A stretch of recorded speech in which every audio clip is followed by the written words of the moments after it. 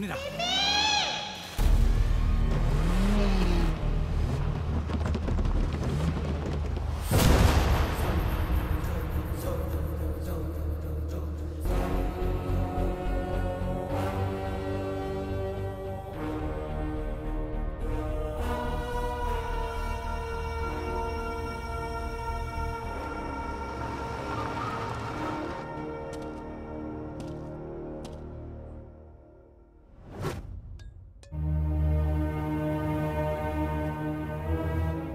పాపను తీసుకొచ్చిందెవరో చెప్పకపోతే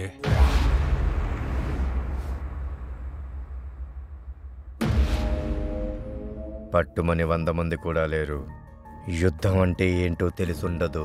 మీ మంచి కోరే చెప్తున్నా, పాపనిచ్చేసి వెళ్ళిపోండి. నువ్వు వార్నింగ్ ఇస్తే వణికిపోవడానికి ఇక్కడున్నది మనుషులు కాదురా, తోడేళ్ళు.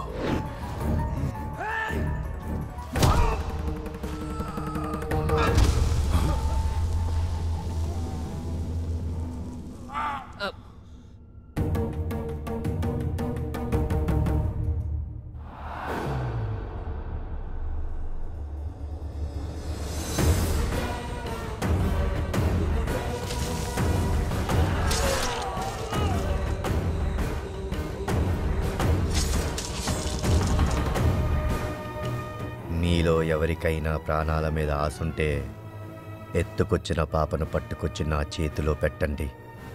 కాదు, పాపని వదలం, మేం కదలం, నన్ను చంపేస్తానంటారా? ఓ యుద్ధం మీద పడితే ఎలా ఉంటుందో చూస్తాను. చుట్టూ చావు కేకలు తప్ప శరణఘోషలు వినపడవు.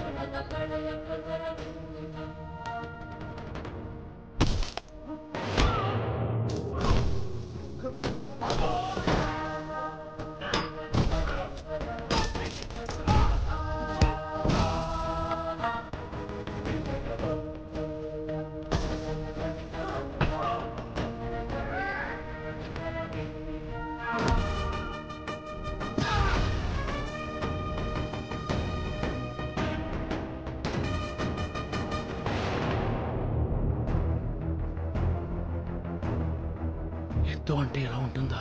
నేను చెప్పానా వాడు రింగ్లోకి వస్తే పులి పంచ విసిరినట్టు ఉంటుందని? నువ్వే వలేద్దాం, పట్టేద్దాం, చంపేద్దామని సావుని చేతిలో పట్టుకొని వచ్చావు.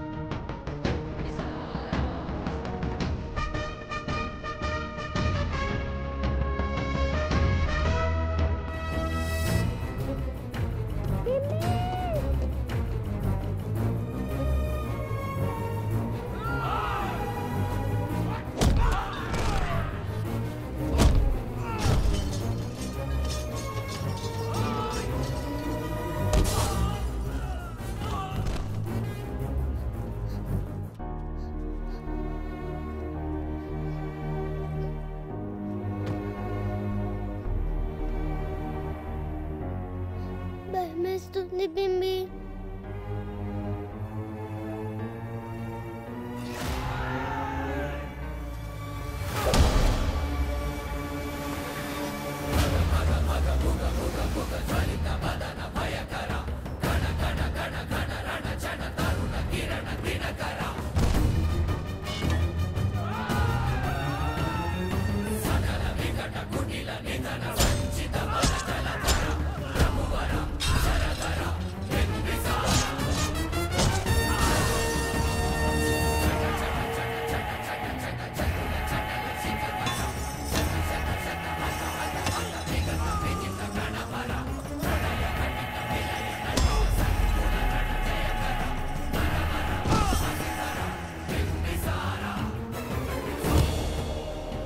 ఎవడ్రా నిన్ను పంపిందని పైనున్న ఆ యముడు అడిగితే చెప్పు.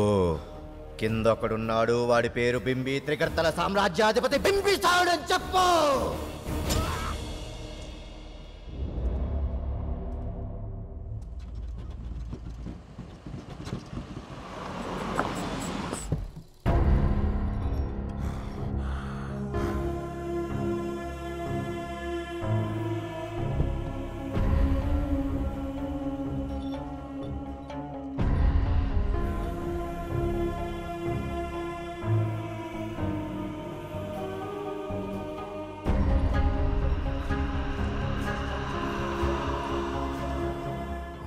మనిషి ఇంతలో కొట్టగలడా? కళ్ళ ముందు మారణ హోమం సృష్టించాడు. వాడు అసలు మనిషే కాదు సార్, రాక్షసుడు.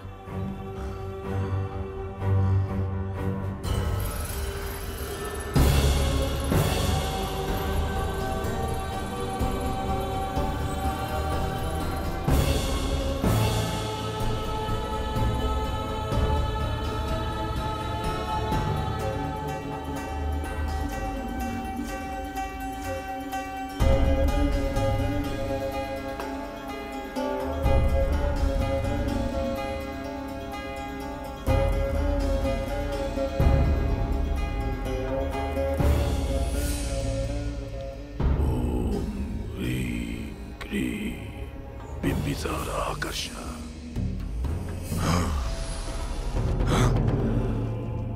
శాస్త్రి, ఇక్కడికొచ్చింది వేరెవరో కాదు, సాక్షాత్తు మనం వెతుకుతున్న బింబిసారుడు. వాడి రూపాన్ని తెలియజేసే ఏకైక ఆధారం ఇదిగో చూడు. వాడి విశ్వరూపం, రాక్షసులెరగని రావణ రూపం, యుద్ధాలెరగని అసురనాదం,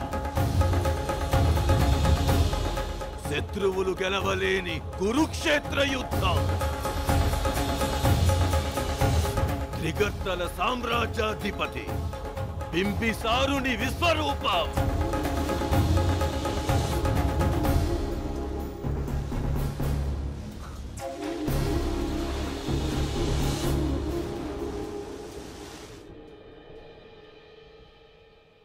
ఇన్నాళ్ళు ఎప్పుడూ ఇలా జరగలేదురా. ఎవరికైనా సాయం చేశాం గాని ఎవ్వరితో మనకి శత్రుత్వం లేదే.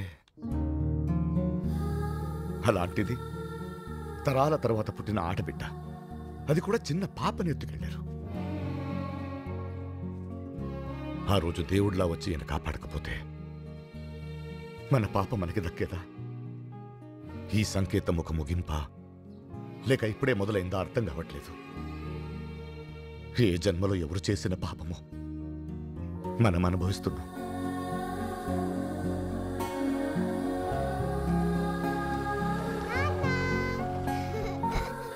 Hi hi baby, how are you? నమస్కారం నాన్న.